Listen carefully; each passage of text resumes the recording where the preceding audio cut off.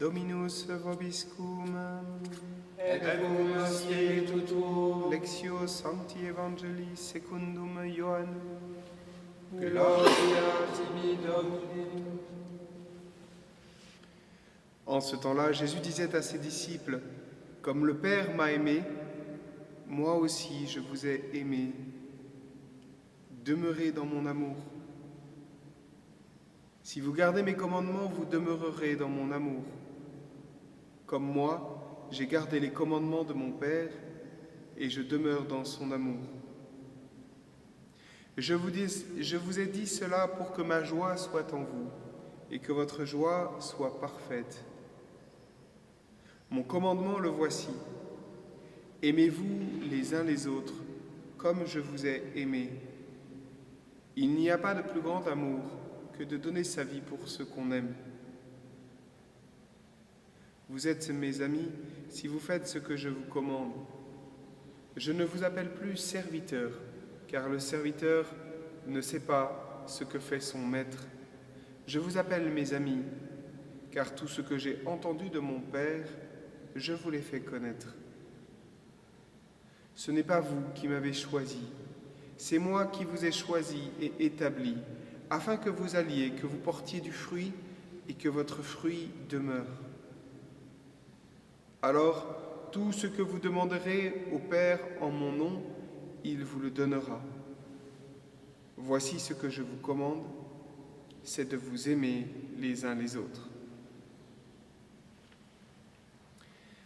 Acclamons la parole de Dieu. Louange à toi, Seigneur Jésus.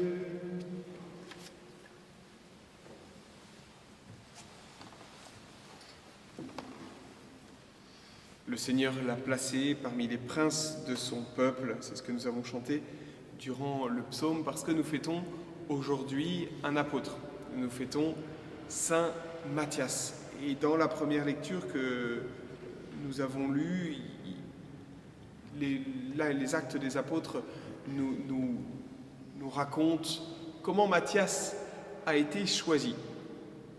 Et comment est-ce que Matthias a intégré le groupe des 12.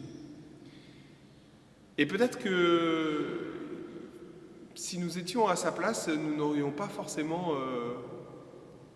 accepté, enfin en tout cas je ne sais pas, mais il y a quelque chose, Pierre se lève et il dit, frère, il fallait que l'écriture s'accomplisse. En effet, par la bouche de David, l'Esprit Saint avait d'avance parlé de Judas, qui en est venu à servir de guide aux gens qui ont arrêté Jésus. Et puis ensuite, il continue, et c'est pour ça qu'il est écrit au livre des psaumes que son domaine devienne un désert et que personne n'y habite, et encore qu'un autre prenne sa charge. Quand on est très à table, en général, celui qui arrive et qui se pose à la 13e place, c'est jamais une place qu'on convoite. On pourrait se dire, qui est-ce qui veut prendre la charge de celui qui a trahi de Judas ? Et pourtant, Matthias se lève et prend cette place. Et j'aimerais peut-être que nous puissions, nous aussi, nous rappeler cette chose fondamentale. Lorsqu'il s'agit du mal, lorsque nous sommes confrontés au mal, se connaître, savoir, ou vouloir ne suffisent pas pour éviter le mal. Qu'est-ce que je veux dire par là ? C'est que, en fait, dans tous les apôtres, il n'y a pratiquement que des traîtres. On pourrait peut-être mettre Saint Jean de côté, mais tous sont déserteurs ou alors carrément traîtres aussi, au même titre que Judas. Personne n'était au pied de la croix. Tous sont partis en courant. Saint Pierre a trahi.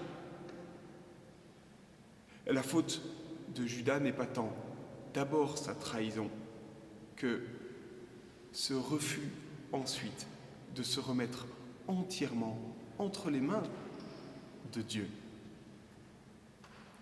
Et lorsque il nous est proposé peut-être de prendre place aux côtés du Christ, c'est ce que nous faisons à la messe, comme les apôtres ont été à la scène, nous ne pouvons pas invoquer nos mérites. Nous ne pouvons pas dire « Ok Seigneur, c'est bon, moi je ne trahirai pas ». On est tous déjà, s'il n'est des traîtres en acte, des traîtres en puissance. Et que face au mal, la connaissance de soi en se disant bah ouais, je sais que je suis comme ceci, comme cela, donc il ne faut pas que je me mette dans telle ou telle situation. Et même le vouloir en disant ok, je sais que je suis comme cela, je ne veux plus recommencer telle ou telle faute. Nous le savons très bien par expérience, cela ne suffit pas. Nous continuons malheureusement bien souvent à tomber dans les mêmes travers. Et ceux qui ne s'en rendent pas compte, c'est qu'ils ne se confessent pas assez. Quand on se confesse régulièrement et qu'on fait le point régulièrement, on se rend bien compte que, ben oui, on n'est pas... Et que peut-être en prenant cette place, vous voyez, nous puissions nous dire, celui en qui j'ai mis ma confiance est toujours là. Et c'est précisément ainsi qu'on gagne le combat spirituel, précisément comme en acceptant notre défaite. En se disant, Seigneur, ma volonté ne suffit pas. J'ai besoin de m'appuyer sur la tienne. C'est parce que tu es fidèle que je peux m'avancer sans crainte. C'est parce que je peux m'appuyer sur cette parole de l'Évangile, pour le coup, que vous avez appris, vous êtes mes amis, ce n'est pas vous qui m'avez choisi, c'est moi qui vous ai choisi et établi. Eh bien, puissions-nous accepter cet appel de Dieu, ce choix que Dieu fait sur nous, non pas en se disant « Ok, c'est bon, il m'a choisi parce que je le vaux bien, parce que je ne serai pas comme Judas. » Non, il me choisit gratuitement. Il m'élit, je suis un élu de Dieu, oui, mais c'est gratuit. Et notre supérieur, notre fondateur avait l'habitude de dire pour laquelle, Seigneur, de mes faiblesses m'as-tu appelé? Eh bien, puissions-nous nous remettre entièrement entre les mains de Dieu. Nos beautés, mais aussi, et peut-être même d'abord, nos trahisons.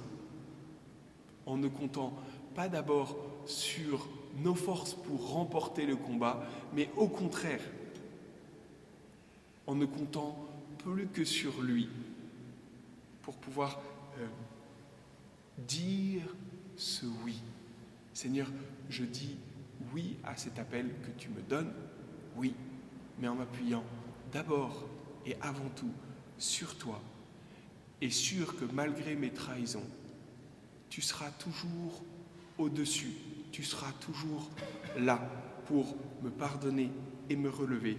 Au nom du Père, du Fils et du Saint-Esprit. Amen.